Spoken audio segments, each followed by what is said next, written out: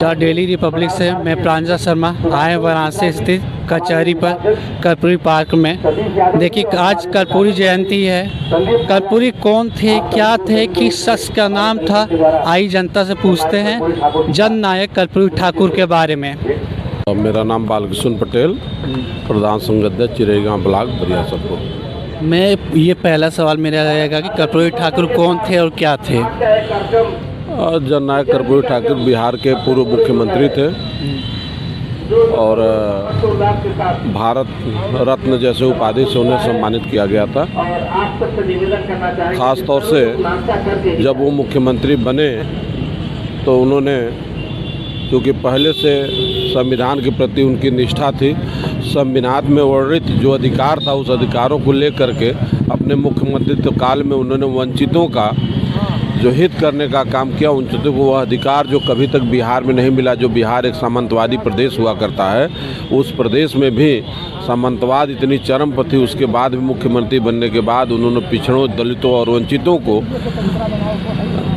उनके अधिकारों से जो वंचित थे उसको देने का उन्होंने काम किया था। आज कर्पूरी पार्क का ये हालत है, उस पर आप क्या बोलना चाहेंगे जिस तरह से कर्पूरी पार्क की हालत है। निश्चित रूप से यह हालात अच्छे नहीं हैं और आज अभी मुख्य अतिथि जी जो आए हैं उन्होंने इस बात का आश्वासन दिया है कि इस कर्पूरी ठाकुर पार्क को पुनः जो है इसका जीर्णोद्धार करके एक सुंदर पार्क के रूप में बनाया जाएगा। कर्पूरी जयंती पर आप जनता को क्या उपदेश देना चाहेंगे। कर्पूरी जयंती पर हमें बताना चाहते हैं कि सभी लोगों को इनके जीवन में जो इन्होंने किया है उसे फॉलो करना चाहिए और हमारे आने वाले जो पीढ़ियां हैं उनको हमेशा इस बात का याद होना चाहिए कि हमारे जननायक ने इस देश के लिए और हम लोगों के लिए क्या किया है, उसके प्रति सदैव स्मरण और निष्ठा होनी चाहिए। आपका नाम पहले पूछना चाहता हूँ। मैं राम आशीष ठाकुर। मैं पहला सवाल मेरा ये रहेगा, कर्पूरी ठाकुर क्या थे और किस शख्स का नाम था। कर्पूरी ठाकुर गरीबों और दलितों के मसीहा थे। उसी शख्स का नाम जिसके गरीबों में, जिसके दिल में गरीबों का प्यार, गरीबों का झुकाव, गरीबों की लाचारी जिसके दिल में था, उसी का नाम कर्पूरी ठाकुर था। और कर्पूरी जयंती पे आप क्या बोलना चाहेंगे कि जनता को क्या उपदेश देना चाहेंगे। जनता को उद्देश्य मैं कर्पूरी ठाकुर जयंती में आया हूँ और आप लोगों को मैं ये संदेश देना चाहता हूँ कि कर्पूरी ठाकुर जी की मूर्ति ऐसे जगह लगाई जाए जहाँ की बैठने का काफ़ी अच्छी जगह हो, इसी प्रांगण में हो लेकिन उधर उत्तर दिशा में हो, और वे फुहारे को चालू करा दिया जाए। इस पार्क को खूब भव्य और अच्छा बनाया जाए। जो लोग अगल से बगल से जो लोग गुजरें वो देख करके कहें, महसूस करें कि ये कर्पूरी ठाकुर पार्क है। और मेरा दूसरा सवाल यही होगा कि कर्पूरी ठाकुर जिस हिसाब से आप व्यवस्था यहाँ पे है, जिस हिसाब से है, इसको क्या बोलेंगे। हम कर्पूरी ठाकुर सेवा समिति हर साल कर्पूरी ठाकुर 24 जनवरी को मनाया जाता है और ये हर साल जब तक हम लोग हैं या आने वाली पीढ़ी को भी इसको मैं याद दिलाऊंगा, वो अपने बच्चों को बताऊंगा, अपने बच्चों के, अपने दोस्तों के बच्चों के बारे में बताऊंगा कि कर्पूरी ठाकुर क्या थे। और आप लोग इसका, कर्पूरी ठाकुर वो शख्स थे जो प्रेरणा के स्रोत थे। आज जो कर्पूरी ठाकुर पार्क की स्थिति है उस पर आप क्या बोलना चाहेंगे सरकार को। सरकार से मैं यही मांग करूंगा, अपने माननीय प्रधानमंत्री जी से और इस बनारस जिला के सांसद जी से ये मांग करूंगा कि जैसे हर पार्क को आप अच्छा और सुंदर बना रहे हैं, मैं कर्पूरी ठाकुर सेवा समिति की तरफ से मांग करता हूं आपसे कि कर्पूरी ठाकुर पार्क को भी उससे भी सुंदर और अच्छा बनाया जाए। आपका पहला नाम क्या है। जी, मैं एडवोकेट विवेक कुमार शर्मा। मेरा पहला सवाल यही रहेगा कि कर्पूरी जयंती है, ठीक, कर्पूरी पार्क का जो स्थिति है उस पर क्या बोलना चाहेंगे। हाँ, देखिए कर्पूरी पार्क जो है हमारे समाज के लोगों ने बहुत संघर्ष करके और शासन प्रशासन से ये मांग की थी कि कर्पूरी ठाकुर जी के नाम पर हमारे यहाँ एक प्रतिमा होनी चाहिए, तो हमें ये पार्क प्रदत्त कराया गया है और बहुत ही अच्छी जगह पर ये पार्क है। लेकिन जैसा कि आप देख सकते हैं कि पेड़ की टहनियों ने जो है इनकी मूर्ति को ढक रखा है। साथ ही साथ सुंदरीकरण के नाम पर कुछ अनुचित अप्रायोजित कार्य किया गया जिसमें कि जगह घिर गई, जिसकी वजह से बैठने में हम लोग को आज समस्या हुई। तो हमारा ये कहना है कि आप किनारे किनारे उसकी एक तो बाउंड्री को मजबूत करिए, जो बाउंड्री बार बार गाड़ी लड़ने से टूट जाती है। दूसरी चीज़ है यहाँ लाइट की भी व्यवस्था होनी चाहिए और पीछे जो बना हुआ है उसमें सुंदरीकरण होना चाहिए।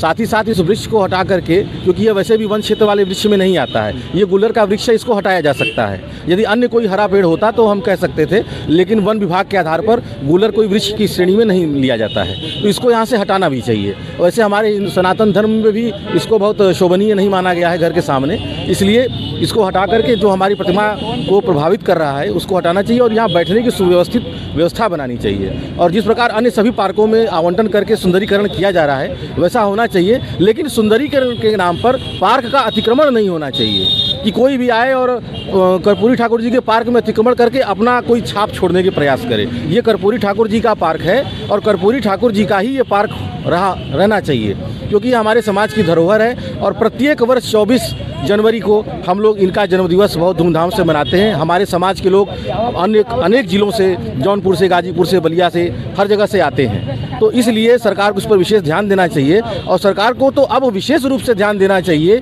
जब इस वर्तमान सरकार ने भारत रत्न से इनको पुरस्कृत कर दिया तो इस पार्क की ऐसी दुर्दशा क्यों है? इस पार्क का सुंदरीकरण होना चाहिए और सुनियोजित तरीके से होना चाहिए, क्योंकि हमारे पास पर्याप्त बैठने की जगह है। उस पर हम लोग इनको ज्ञापन देंगे, सरकार से अभी बात करेंगे, प्रशासन में भी बात करेंगे, विकास प्राधिकरण में भी बात करेंगे। समय समय पर इसमें निराई गुड़ाई का कार्य, फूल पौधे लगने चाहिए, समय समय पर सफाई होनी चाहिए। जैसा कि आप देख सकते हैं पीछे खंडहर की तरह बना हुआ है, आगे भी धूल दूसरी पौधे पत्तियाँ हैं। ऐसा दुर्व्यवस्था किसी पार्क का नहीं है। तो मैं यही चाहूँगा कि इस पार्क की सुंदरता पर जो है विशेष रूप से ध्यान दिया जाए। और ये पार्क बहुत विशेष स्थान पर है और एक बहुत बड़ी शख्सियत के नाम पर है, जिसका कि समाज में एक बहुत बड़ा सरोकार था, एक बहुत बड़ा प्रभाव था। मैं यही सरकार से कहना चाहूँगा।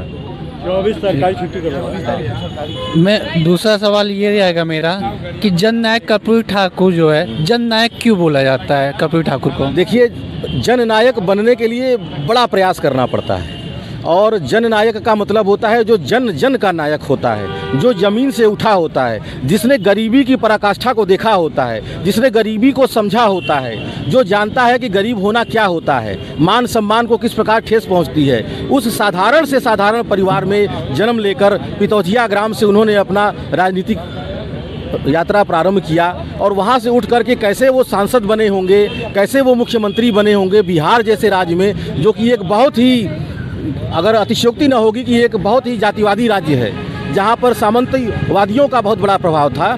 उस राज्य का मुख्यमंत्री बनना एक नाई परिवार के व्यक्ति के लिए किसी चमत्कार से कम नहीं था, लेकिन उस व्यक्ति की जिज्ञासा, उस व्यक्ति की कठोर इच्छा शक्ति ने उसको उस पद तक पहुंचाया, इसलिए वो हमारे रोल मॉडल बने। आज भी उनको जननायक इसलिए कहा जाता है कि बिहार की राजनीति में चाहे वो तेज प्रताप तेजस्वी यादव हो, चाहे वो अखिलेश ये आपके लालू प्रसाद यादव हो, चाहे नीतीश कुमार हो, यहाँ तक कि आज केंद्रीय राजनीति में भी उनका सम्मान हो गया है। इसका मतलब है कि प्रतिभा कहीं छुपती नहीं है और उस प्रतिभा को लोगों ने छुपाने दबाने का बहुत प्रयास किया, लेकिन वो अपने पटल पर आ गई और इसलिए उनको जननायक कहा जाता है। और उन्होंने मुख्यमंत्री बनने के बाद जिस तरह से बराबरी की, साझेदारी की बात की और 27% आरक्षण को अपने ऊपर माँ बहन की गाली सुनने के बावजूद लागू किया, जिसको उस समय कोई भी सरकार जो मुख्यमंत्री था किसी भी प्रदेश का वो लागू करने की हिम्मत नहीं रखता था और बिल्ली के गले में घंटी बांधे कौन के आधार पर ये देखा जा रहा था कि पहले कौन राज्य करता है। ऐसे में जहां बिहार जैसे राज्य में जो संभव नहीं था, कर्पूरी ठाकुर जी ने वो किया,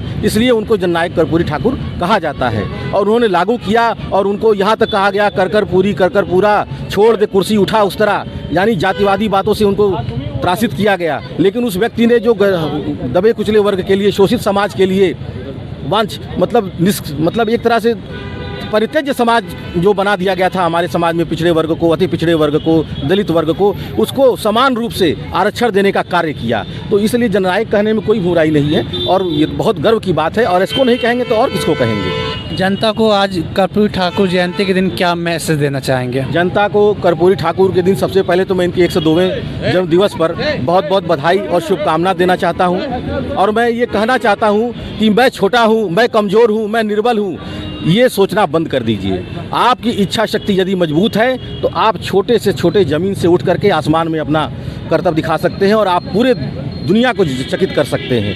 ये छोटी छोटी चीज़ें हमें कभी सोचनी ही नहीं चाहिए। हमें ये सोचना चाहिए कि सकारात्मक रूप से कि हम बहुत कुछ कर सकते हैं। बस हमारे मन में उस ध्येय और उसके लिए लक्ष्य निर्धारित होना चाहिए और उसी पर कार्य होना चाहिए। सबसे बड़ा मेरा सवाल रहेगा, कर्पूरी ठाकुर आप ही लोग के समाज से निकले हैं, दूसरा कर्पूरी ठाकुर आज तक क्यों नहीं बन पाया? जी, देखिए, समाज का इस चीज़ से कोई लेना देना नहीं, क्योंकि बाबा साहब भीमराव अम्बेडकर हों, चाहे कर्पूरी ठाकुर हों, चाहे सरदार वल्लभ भाई पटेल हों, इस तरह की जितनी भी महान विभूतियाँ होती हैं ये जाति से परे होती हैं। जाति तो ये हमें बांधने का कार्य किया गया है, जाति में बांध करके लोगों को लोगों से लड़ाया जाता है, चाहे वो कर्पूरी ठाकुर रहे हों, चाहे बाबा भीमराव अम्बेडकर रहे हों, चाहे सरदार पटेल रहे हों। इन लोगों ने पूरे देश को, समाज को एकीकृत करने का कार्य किया है। अब रही बात दूसरे जननायक कर्पूरी ठाकुर की, तो वो एक मार्ग है, आदर्श मार्ग है, उस पर हम चल सकते हैं। दूसरा कर्पूरी ठाकुर बनना बहुत मुश्किल है।